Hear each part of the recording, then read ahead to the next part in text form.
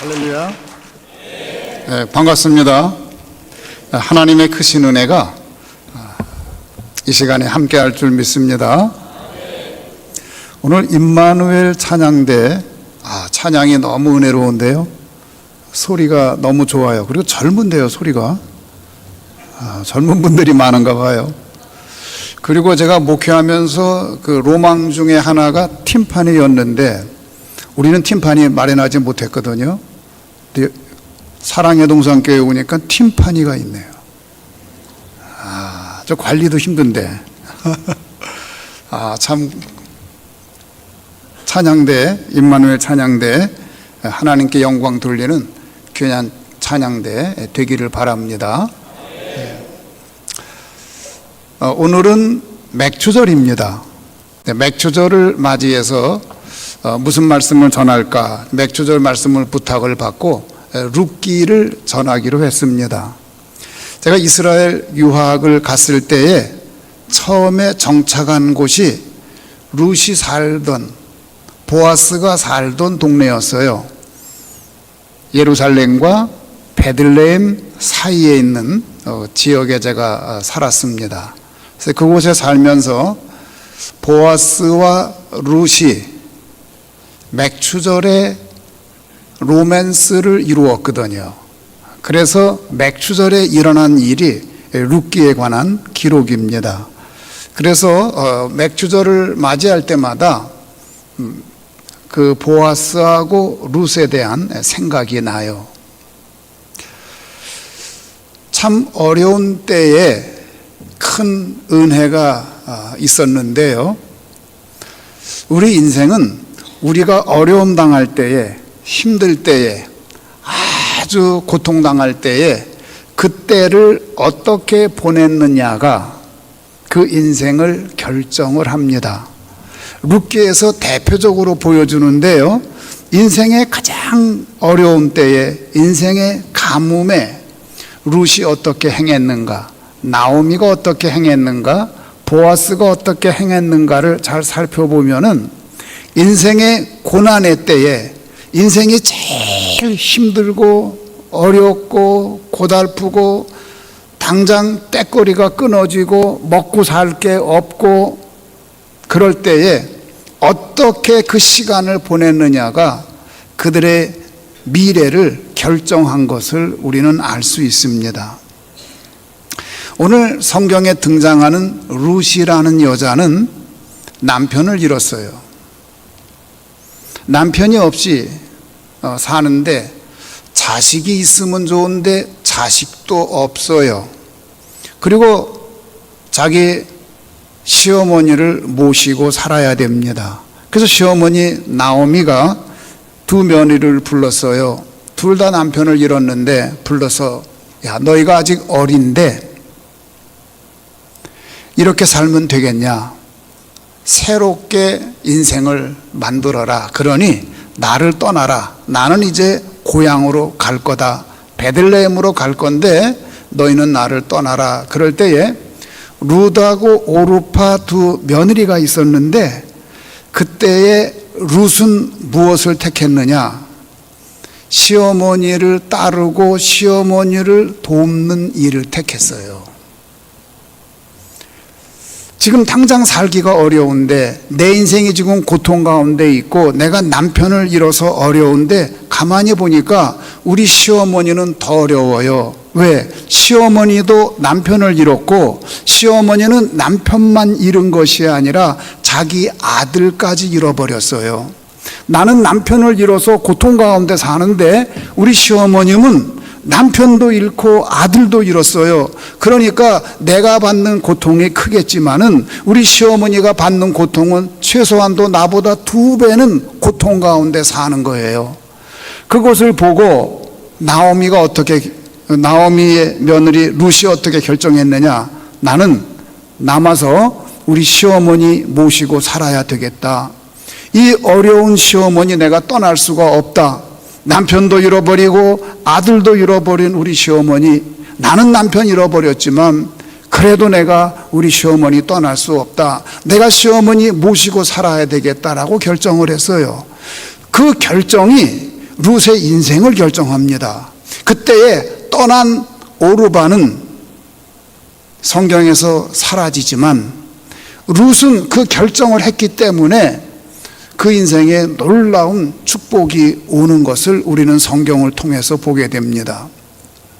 여러분, 우리가 인생을 살다가 룻과 같이 어려움을 당할 수가 있어요.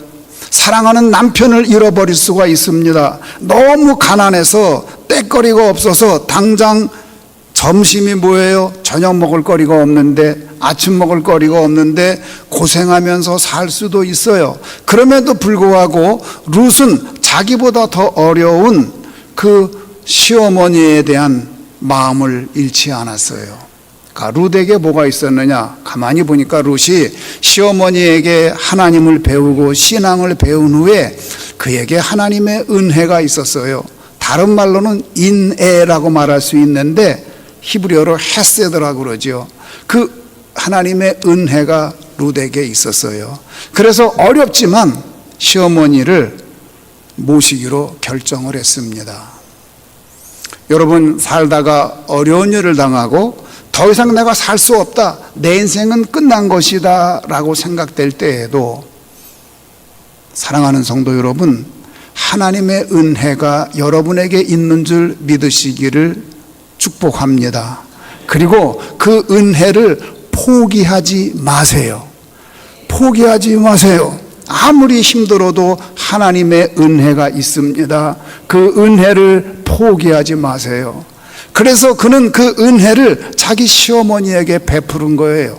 그리고 난 후에 이제 시어머니가 야 가자, 여기선 더 이상 못 살겠다,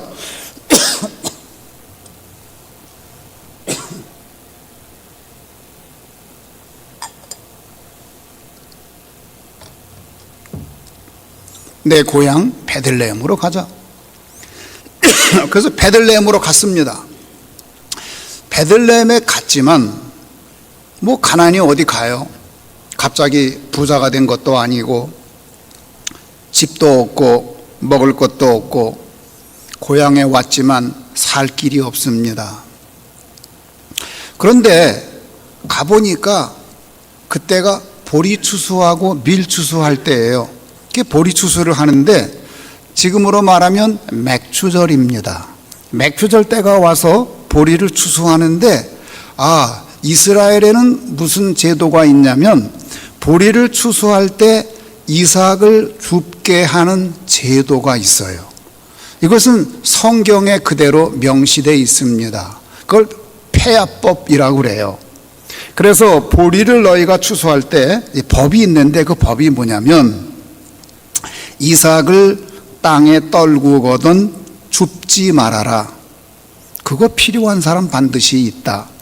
혹 너희가 추수하다가 보리 저쪽 한 구탱이를 추수한 거를 잃어버렸거든 그거 잃어버린 대로 그대로 두어라. 그거 필요한 사람이 있다. 그래서 그것을 가리켜 폐야법이라고 그래요. 제가 이 법만 가지고 몇 시간 강의할 수 있어요. 근데 다 그거 거두절미하고 그 법에 따라서 모든 사람들은 맥추절 때에 보리밭에 가서 보리 이삭을 주울 수 있는 권리가 있습니다. 법으로 만들어 놓으니까 그렇게 가서 보리를 이삭을 주어도 부끄럽지가 않아요. 왜? 법이니까. 그래서 제가 이 법이 룻을 살렸구나, 이 법이 이스라엘을 살렸구나, 그렇게 느껴요. 제가 조치원교회 부임한 후에 제가 건국대학에서 21년 동안 교수로 있었습니다. 교수로 있다가 조기 명퇴라고 그러죠. 명퇴를 하고 이제 조치원교회에 부임을 해서 새로 만든 헌금이 있어요. 그게 뭐냐? 구제 헌금입니다. 구제 헌금을 만들어서 헌금을 했더니 교인들이 헌금을 많이 해요. 그럼 그 구제 헌금은 어디에 쓰느냐? 교인들 중에 어려운 사람들이 있습니다. 교회에 광고를 했어요. 여러분 중에 어려움을 당한 사람, 우리가 살다 보면은 늘 풍년만 있는 것이 아닙니다. 어느 때는 가뭄이 옵니다. 그럴 때에 교회에 조용히 요청하세요. 그러면 도와드리겠습니다. 그래서 구제 헌금을 만들고 어려운 사람들을 도와주었어요.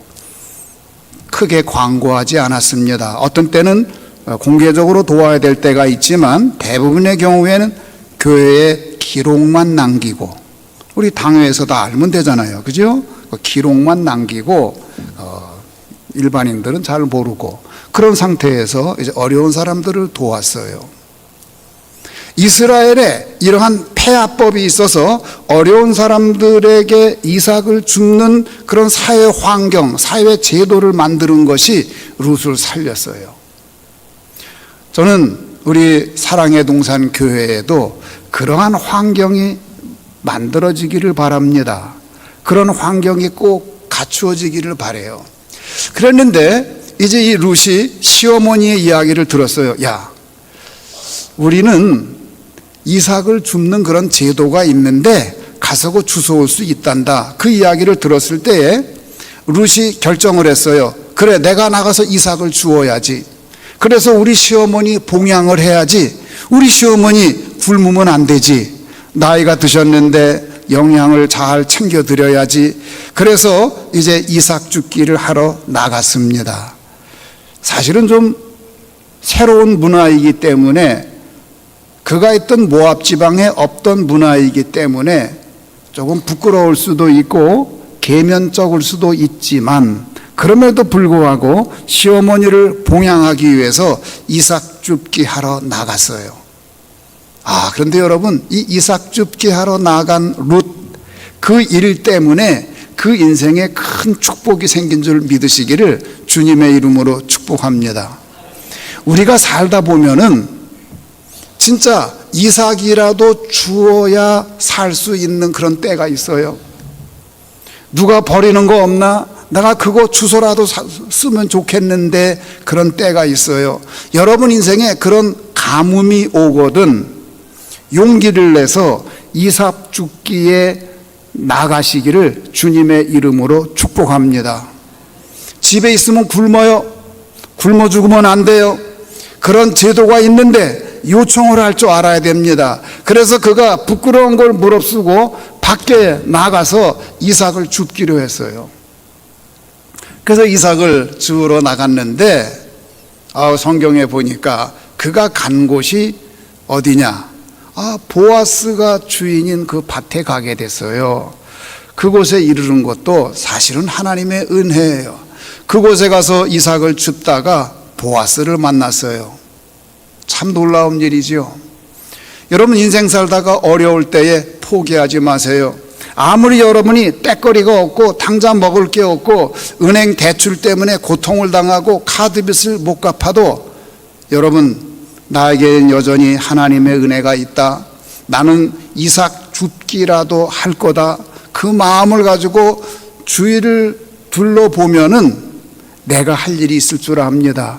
부끄러워하지 마시고 이삭 줍기 나아가는 믿음의 사람 되기를 주님의 이름으로 축복합니다. 그거 해야 돼요. 제가 미국에서 목회할 때에 우리 교회에 집사님이 있었는데, 이제 UT 알링턴에서 박사과정을 다 마쳤는데 이분이 갑자기 일할 데가 없는 거예요. 한국의 삼성에 나왔다가 여기 적응이 안 돼서 다시 미국으로 들어왔는데 갑자기 일할 데가 없는 거예요. 근데 집에서 학생했다가 뭐 먹고 살 게 없잖아요. 그 제가 그분에게 그랬어요. 이삭 줍기 하세요. 지금 나가서 알바하세요. 시간당 5불 주는데 가서 일하세요. 박사님이라도 괜찮아요. 일하세요. 그러면 하나님이 은혜를 주세요. 그럴 때에 그 아내는 남편을 얼마나 사랑하겠어요. 내 남편이 박사가 됐는데도 불구하고 가정을 위하여 시간당 5불을 받고 알바도 하는 이런 남자라면 내가 이 남자 사랑한다. 내가 이 남자 위해서 못할 게 뭐 있냐? 아이들도 그 아버지를 얼마나 존경하겠냐? 그러니 나가서 이삭 줍기 해라. 그랬더니 그 집사님이 이삭 줍기 나갔어요.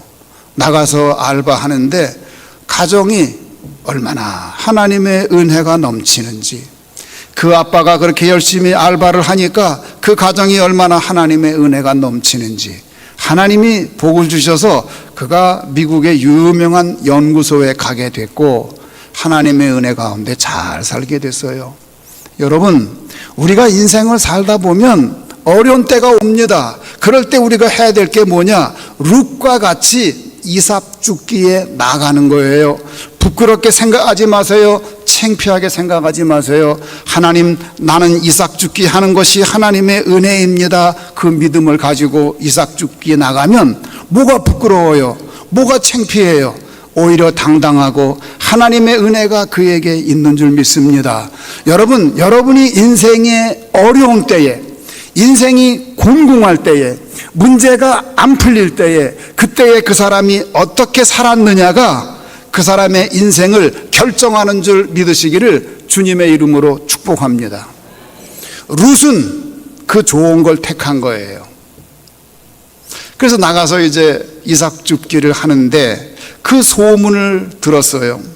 보아스가 밭에 나갔다 보니까 웬 젊은 아낙네가 이삭을 줍는데 물어봤어요.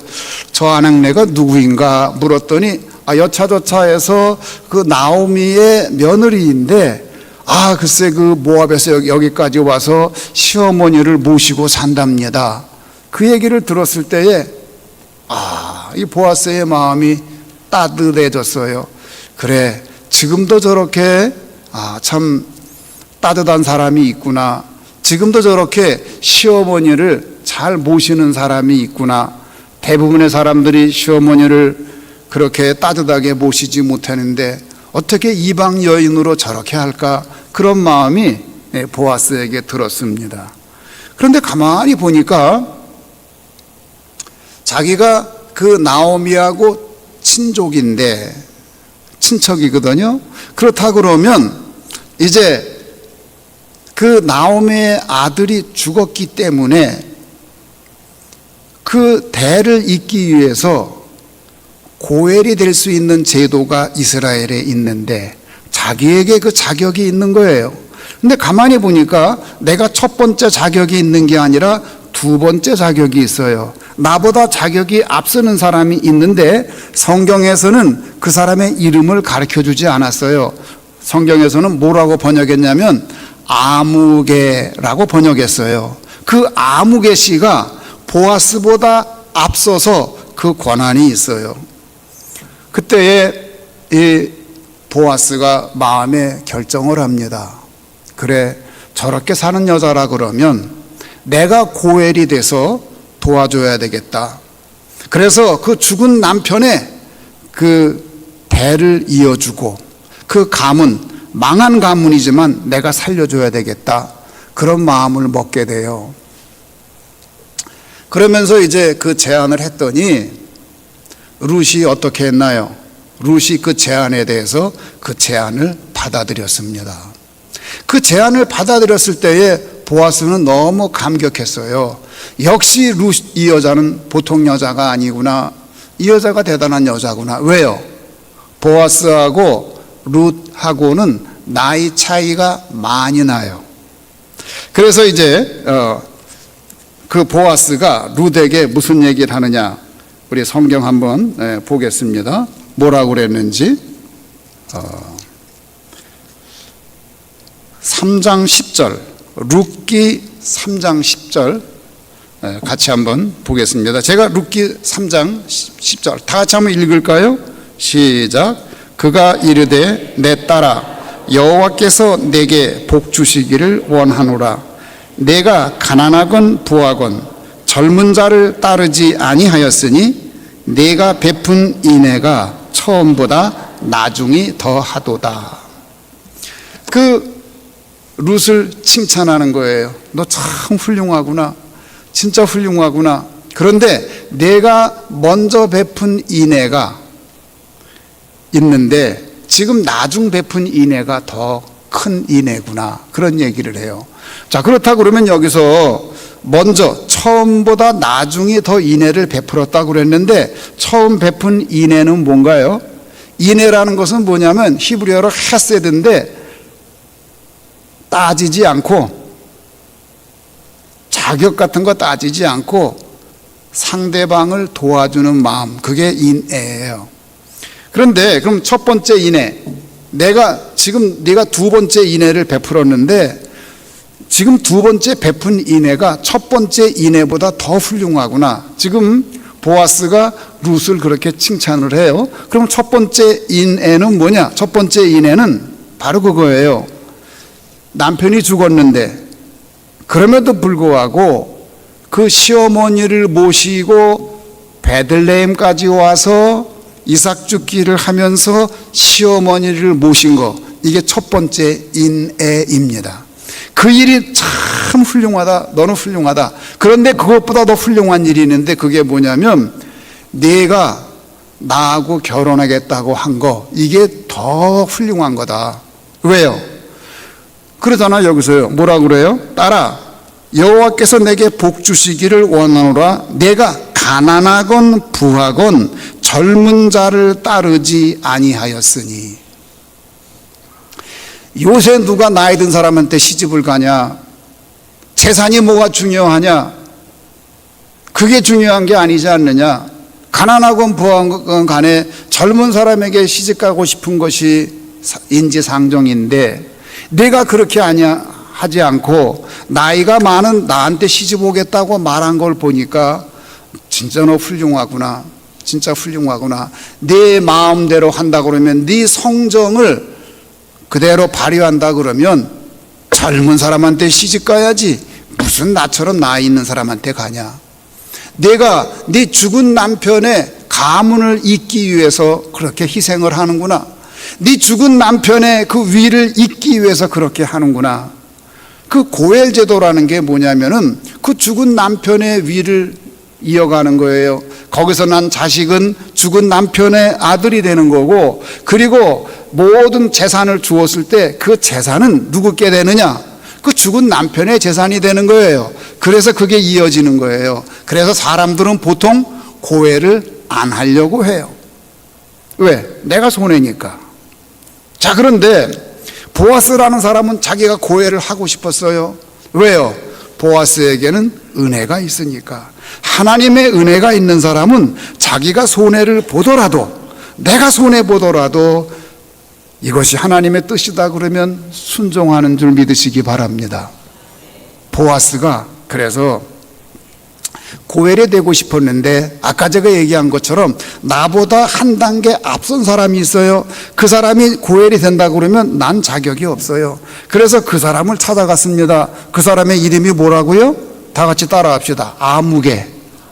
네, 이름도 성경에서 그냥 아무개라고 그랬어요. 그래서 아무개를 불렀어요.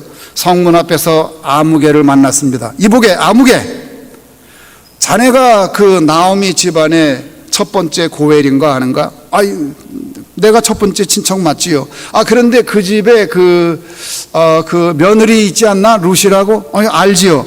그래, 자네가 고엘이 돼서 그 여자를 취하겠는가? 이게 법으로는 그렇게 해야 되는데 본인이 선택권이 있거든요.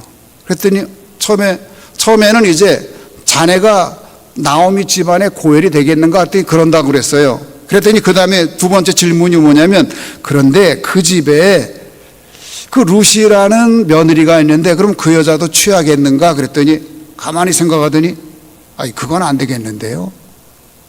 그러면서 하는 얘기가 뭐냐? 자, 룻기 4장 6절, 룻기 4장 6절을 같이 보겠어요. 다 같이 뜻을 생각하면서 읽겠습니다. 시작. 그 기업 물을 자가 이르되 나는 내 기업에 손해가 있을까 하여 나를 위하여 물으지 못하노니 내가 물을 것을 내가 물으라. 나는 물으지 못하겠노라 하는지라. 아이, 나는 못해. 그 손해 날 짓을 내가 왜 해? 내가 그렇게 해서 내 재산을 그 사람에게 주면 그 재산이 다 그 룻의 죽은 남편한테 가고 그 재산이 다 글로 등기가 될 텐데 난 못해. 그러고서 안 하겠다고 손들었어요. 이 아무개 씨에게는 은혜가 없었습니다. 근데 보아스 씨에게는 은혜가 있었습니다. 그래, 내가 손해 좀 보면 어때? 나 손해 봐도 괜찮아. 이렇게 훌륭한 여자 이 여자가 자기 집안을 위해서, 죽은 남편을 위해서, 자기 시어머니를 위해서 자기 인생을 내놓고 헌신하는데 나도 그 정도 해야지. 그래서 보아스가 이 여인을 받아들이기로 결정했습니다.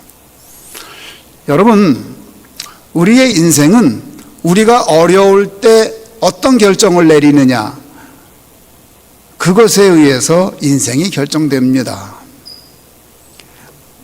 아무개 씨는 자기가 손해본다고 그 일에 나서지 않았어요. 그런데 보아스는 자기에게 손해가 있는 것을 분명히 알았습니다. 재산이 축나고 경제적으로 손해를 보고 재물적으로 볼 때에 현명한 것 같지 않았어요. 그렇지만 보아스에게는 하나님의 은혜가 있었어요. 그래서 그 은혜를 따라서 자기가 고엘이 되겠다고 자발적으로 자원해서 나선 것을 알 수 있습니다. 사랑하는 사랑의 동산 교회 성도 여러분, 우리 인생에도 이런 어려운 때가 있는데 여러분 어떤 결정을 하겠습니까? 어떤 결정을 하겠어요? 내가 좀 손해가 된다 할지라도 상대방을 배려하는 결정하기 바랍니다. 저는 우리 사랑의 동산 교회가 그런 사랑이 있어서 그야말로 사랑의 동산, 그야말로 헤세드가 넘치는 동산, 그런 교회 되기를 바랍니다. 그럴 때에 어떤 일이 있었느냐, 이 보아스하고 룻이 결혼을 했는데 그 자손 가운데 누가 나왔어요? 따라합시다. 다윗 왕이 태어났어요.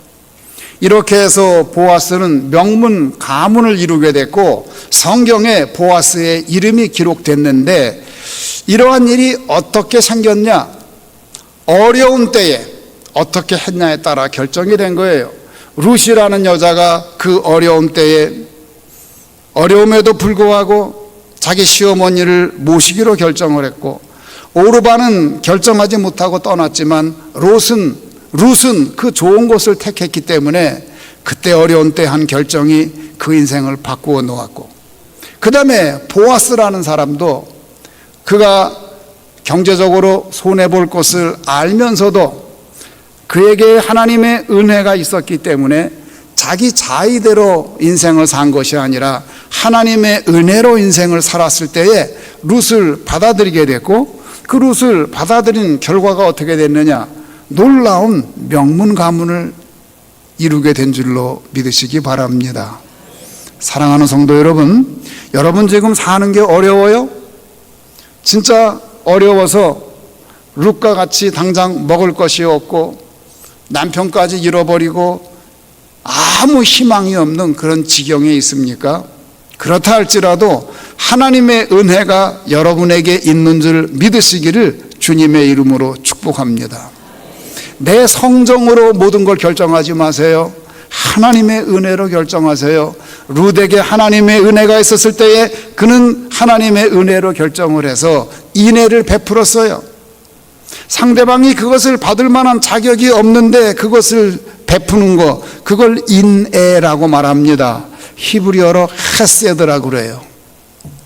그 인애를 베풀었어요. 보아스는 자기가 그렇게 안 해도 괜찮아요. 왜? 나보다 앞선 사람이 있는데 내가 왜 나서서 그 손해를 봅니까? 그럼에도 불구하고 그는 은혜가 있었기 때문에 손해본다 할지라도 그 은혜에 따라서 인생을 결정을 했을 때에 이 두 사람이 성경에 이렇게 기록이 되고 룻기라는 성경책이 기록이 되고 그의 이름이 만세에 남고 그 자손에서 다윗 가문이 탄생을 하고 그 자손에서 예수님이 탄생한 것을 우리는 역사를 통해서 알게 됩니다. 여러분 생각해 보세요. 남편이 그렇게 젊은 나이에 죽었는데 먹을 것도 아무것도 없고 이제는 그 시어머니도 아무 힘이 없는 시어머니, 그 시어머니를 모시고 살아야 되는 룻, 그 상황을 여러분 생각해 보세요. 그 사람이 다윗의 왕가를 이룰 만한 자격이 있습니까? 그 사람에게 그 놀라운 복이 온다고 누가 생각하겠어요? 그러나 룻은 인애를 베풀었어요. 여러분, 인애를 베푸는 것은 꼭 부자라서야 할 수 있는 것은 아닙니다. 가난한 사람도 인애를 베풀 수가 있어요. 룻은 누구보다 가난했지만 인애를 베풀었어요. 누구에게? 더 고통당하는 시어머니 나오미에게 그러한 인애를 베풀었어요. 저는 사랑의 동산교회 너무 아름다워서 놀랐어요. 오늘 비가 와서 제가 조금 일찍 와서 이렇게 빗속에 둘러봤어요. 얼마나 아름다운지. 여기야말로 사랑의 동산이구나. 참 사랑의 동산이구나. 할렐루야. 이 사랑의 동산에 우리가 살다가 어려워서 룻과 같은 어려움을 당한다 할지라도 그 어려운 가운데에도 은혜를 버리지 말고 인애가 풍성한 교회 되면 좋겠어요. 그리고 지금 여러분이 후임 목사님을 위해서 기도하고 있는 줄 압니다.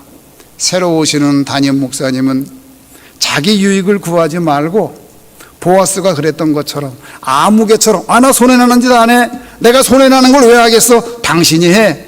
그런 분 말고 내가 할게. 당신이 안 하면 내가 할게. 당신 손해본다고 싫다고 안 해? 그래, 그럼 내가 손해볼게. 그런 훌륭한 보아스와 같은 담임 목사님 모시기를 주님의 이름으로 축복합니다. 그래서 여러분, 사랑의 동산을 이루시고 크게 부흥하는 우리 사랑의 동산 교회 되기를 주님의 이름으로 축복합니다. 기도하겠습니다. 사랑의 주님, 감사합니다. 하나님의 은혜가 얼마나 큰지요. 우리 사랑의 동산 교회 인애가 넘쳐서, 은혜가 넘쳐서 사랑의 동산 교회로 크게 풍성하게 부흥하게 도와주시고 귀한 목사님 잘 모시게 역사하여 주시옵소서. 예수님의 이름으로 기도하옵나이다. 아멘. 귀한 말씀, 귀한 은혜 받으셨을 줄 믿습니다. 우리 교회가 정말 인애가 넘치는 그런 믿음의 교회 되길 축복합니다. 우리 다 같이 그냥 앉으셔서 우리 패송 부르시고요. 우리 목사님 나와서 축도해 주시고, 앞서 강구한 대로 우리 청빙위원회에서 드릴 말씀이 있다고 하니까 가지 마시고 앉아 계시길 바랍니다. 함께 찬양합니다.